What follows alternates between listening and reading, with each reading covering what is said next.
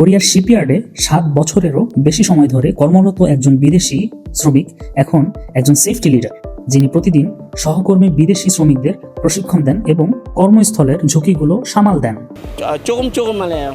Then I translate in Tagalog and Filipino language like that so that they can follow very well the proper work orders. ভাষাগত প্রতিবন্ধকতা জীবন মৃত্যুর কারণ হতে পারে। গত 5 বছরে বিদেশি শ্রমিকদের আহত হওয়ার ঘটনা 23% বৃদ্ধি পেয়েছে।